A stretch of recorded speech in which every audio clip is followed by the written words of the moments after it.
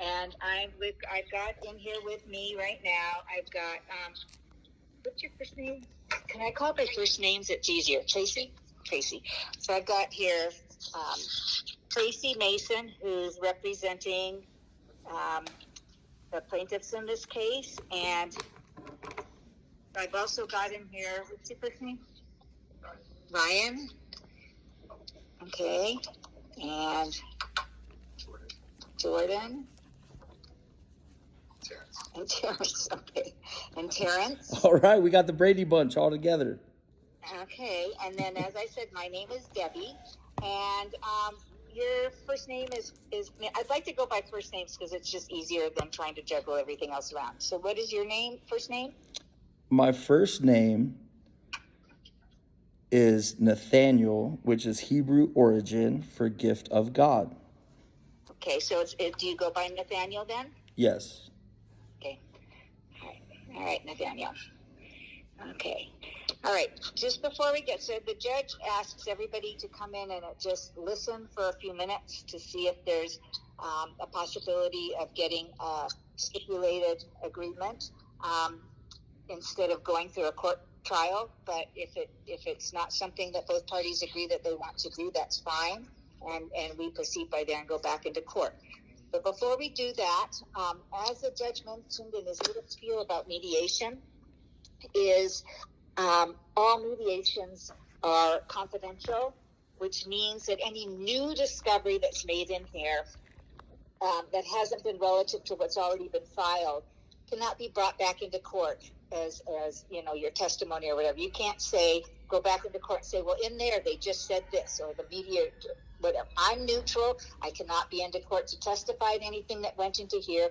And as I said, you can't take any information that you've discovered in here and refer to it as you heard it in mediation in court. That's what this whole confidentiality is. So I have a form here that's basically what it says. I can read the whole form to you if you need to, or if I've got your permission to sign this form, we need everybody in the room to sign this form. And it basically says just what I've told you, that you have been notified that this is a confidential meeting.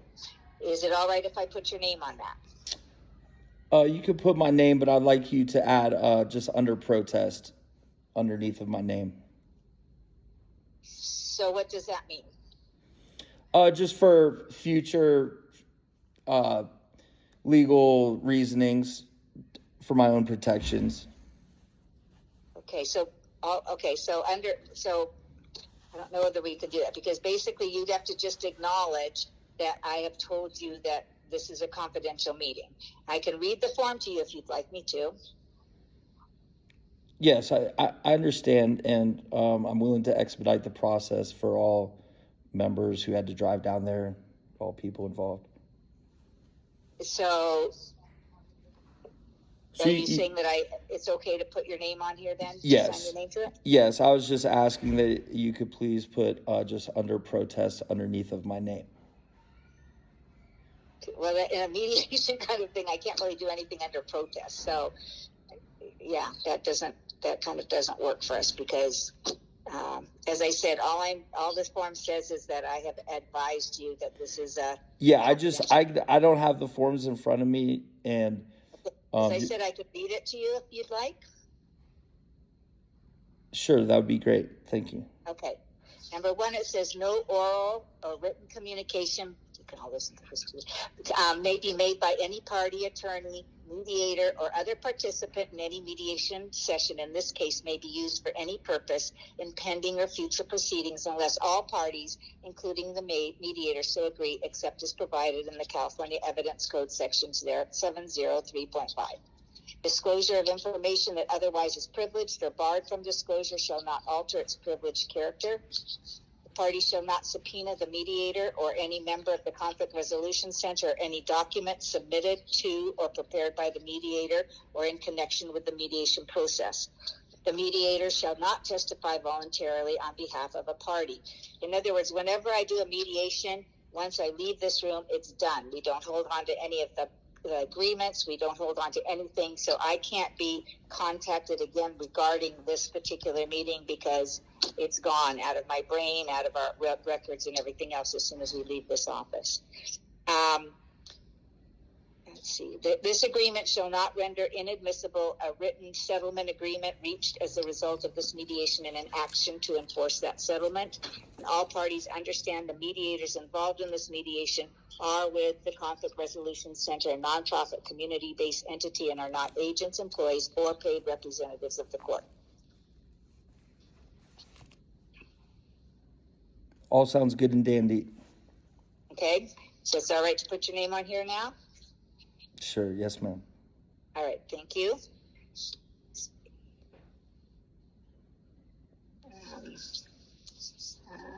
Okay. If I may, I have a question for you. All the people in the room, am I kind of on like a loudspeaker so everyone can hear me? Yes. Gotcha. Yeah, you're on speakerphone. Everybody can hear everything. A mediation is, it's not, nobody has to ever mediate. Yeah. You have to be able, it's a voluntary thing to see if you can come to an agreement. And if you can't, then, we just cut it off and go back into court. Gotcha. Okay? If I may say something to the people involved, first and foremost, it's rather unfortunate that it's taken this long to reach a point of mediation. The people in the room with you, speaking to the mediator, are from Tahoe Forest Church, and they have evidence, I'm sure, with them and lawyers and attorneys to use the man-made legal system to create a form of separation between me and them. And All right. to this point, man, we haven't had a conversation about this matter. Okay. All I'm going to say, and then you can go ahead and speak, if you could give me the common courtesy and respect, since I'm the one who's being persecuted in this matter. But we're not at that point in the mediation yet. Right now, I haven't even set it up with anything, and you'll have plenty of opportunity to speak and say whatever you want to do, or bow out of mediation in just a minute. If you could just hold off for a second, okay, while we get the areas taken care of. Okay. So mediation is. Did everybody in here sign this at this point? 1, 2, 3, 4, 5. I didn't sign it. Oh, you didn't sign it? Yeah, we need anybody that's in here at all. And if anybody else came in, we'd have to sign that too. Because, as I said, it's kind of like the opposite of Vegas. So, okay. So, how mediation works is that both parties come together and they explain their cases and work together to try to find out to try to come to an agreement on a settlement that both parties agree to and both parties fully 100% believe that they can adhere to. Because there's no point in coming up with an agreement if you're not going to be able to follow through on it. He takes that agreement and he signs it. So you're basically creating your own law in mediation. Okay, you're making your own agreement here. You're coming up with what all the details are and everything else. The judge signs it, and he puts it in a file, and that's kept there for the number of years or the amount of time that's determined on the agreement. And if the agreement's adhered to completely and there's no complaints filed against it, that when that time is up, it'll all be dismissed. And if the agreement is not adhered to, then it will go to court immediately, almost immediately, as soon as they can get it into court, and is a priority. And the judge doesn't look well on parties that have made an agreement and haven't come to haven't been able to follow through with it. So it's got some teeth. It's also considered, if the agreement's broken, it can be contempt of court, which can result in a fine and or jail time. And as I said, then the regular trial goes forward and whatever happens with that. The thing with a mediation is agreement is a restraining order is a serious thing. And it's something that the judge doesn't take lightly, and you need to prove your case around some various parameters. And so on either side, it's not something that the defendant wants to have on their record at all, and it's something that the other party needs to be able to provide what the proof that they need that, it will be granted. So in a mediation, at least at the end of this mediation, if there's an agreement met, you go out the door with some kind of an agreement. For in court, you never know which way the judge is gonna judge. It's just, if you've been around courts at all, you never know how something's going to be heard, whether what you've got's admissible, the whole thing. It all comes down to one person making that decision. And as was stated in the judge's explanation of this, there's a lot of evidence that often cannot be heard by the court, because it becomes under another jurisdiction, or it's just not party to the situation at hand. So with all those reasons, a lot of people choose to mediate because it is a little bit more peaceful of a way of making a resolution, but it's also something that's serious if you need to be able to meet whatever agreement you come up with. Okay? Does everybody sort of understand that? Yes. Okay. And so if we decide here that it's not going to be mediated, or decide to go back into court, the judge will try to see it today. I know he's got one other trial ahead of him, but he will try to see it and go from there. Let's see what other things are. How a mediation works is that we usually hear from the party that brought the complaint forward, which would be the plaintiffs first, and they tell us kind of how they ended up here and what they want to see happen. And then it would be your turn to respond to that and give your side to it. And then we kind of go back and forth, and each party can talk as much as they want. Where in court, there's a little bit more of a formal proceeding for a trial that you have to go through that is a little bit more, it's formal. Let's put it that way, formal and a little more daunting. So, and it's a little bit more limited. As he said in here, almost anything that's relative to the case can get brought up, and you can talk about things that you wouldn't be able to talk about in court necessarily.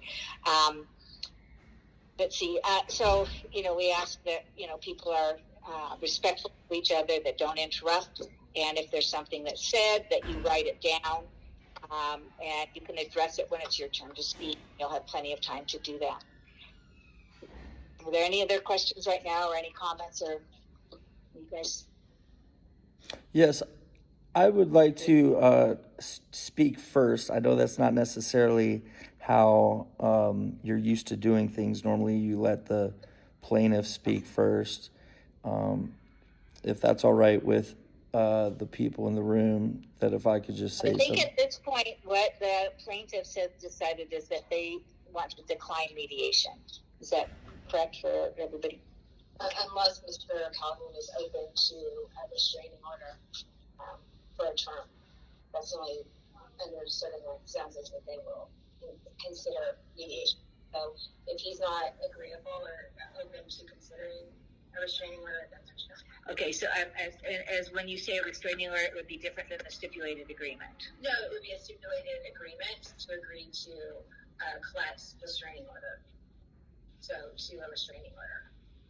If he wants to bypass the trial and stipulate, then we can consider it, but otherwise we will decline mediation.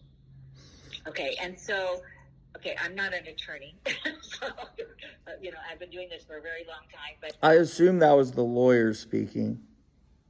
Yes, Mr. Calhoun, it's Tracy. Okay. Hello, So Tracy.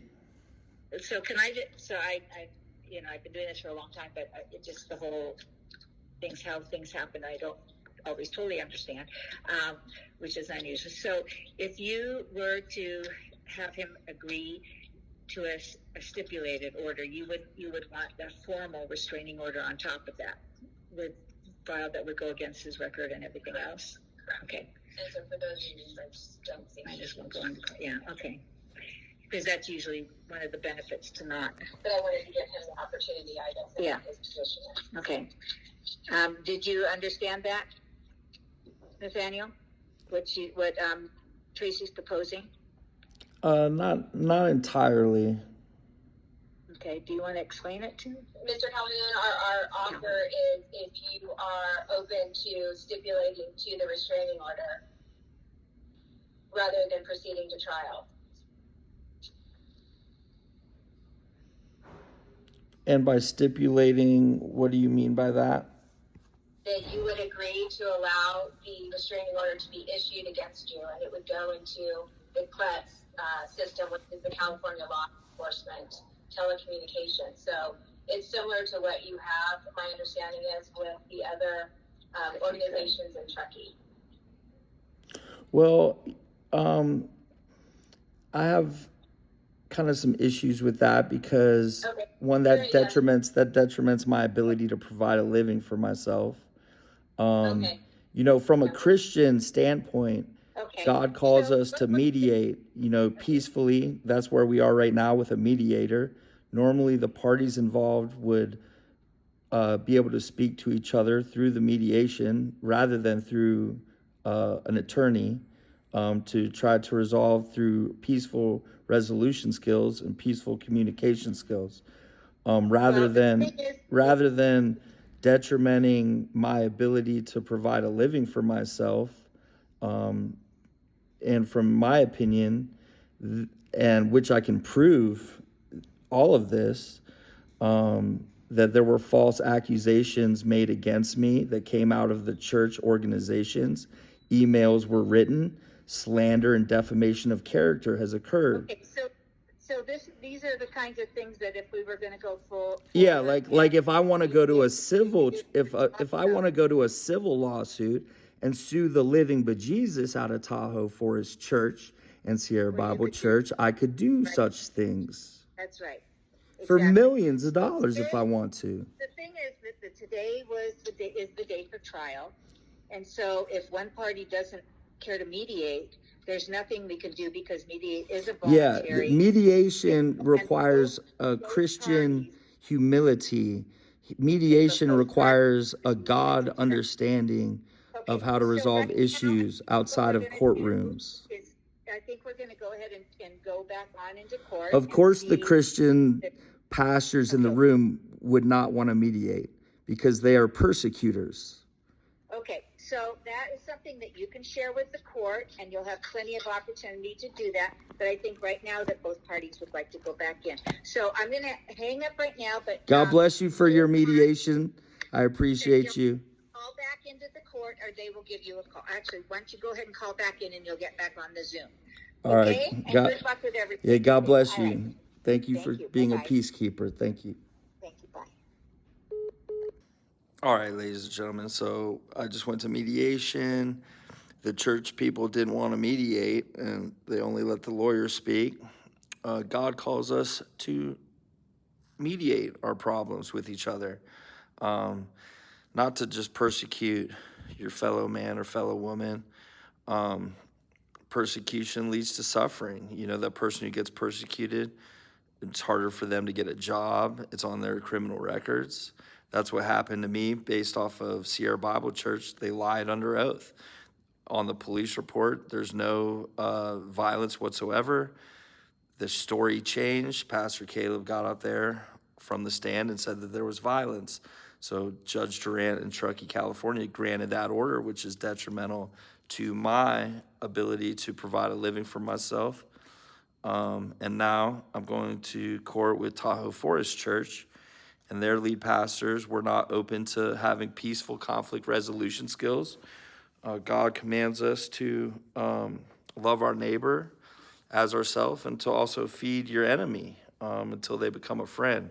And so the only way to do that is through mediation. The only way that you can resolve conflicts peacefully is through healthy communication.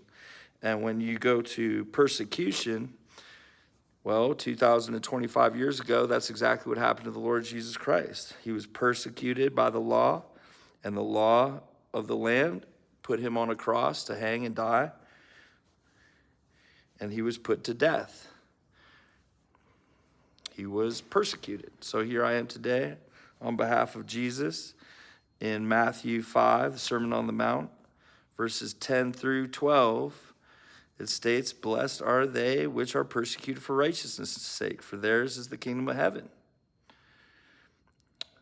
11, "Blessed are ye when men shall revile you and persecute you and say all manner of evil against you falsely for my sake."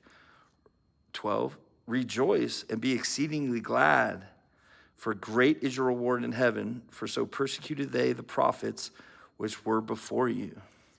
So to follow Jesus Christ it's a path of persecution. You're going to be in court. You're going to stand before the judge. You're going to go on trial. And you will reveal the truth in a community. And the world should know. The world should know who are the leaders of the church. The leaders of the modern American church are persecutors. If they were of love and forgiveness and kindness and grace, we would have healthy dialogue, healthy communication, be able to resolve our issues like men should, instead of going to courtrooms, pressing charges, and using the state as a weapon against individuals like myself, like Jesus. So that is where we find ourselves today. I appreciated the mediation team in their efforts. Unfortunately, for the Tahoe Forest Church pastors and their attorneys, they did not want to use peaceful resolution, which it calls upon us to use. This is biblical. If you have a quarrel with someone, you're to go man to man. And if you can't mediate and solve your problem, bring a third-party mediator and solve your problem. That's biblical. When you go to courtrooms and persecute, that's how you kill Christ. So if you want to know why the world is the way it is because the leaders of the church who collect money in Jesus Christ's name are the ones who are putting them to death. Christians are not supposed to persecute other Christians. I'll tell you that much right now.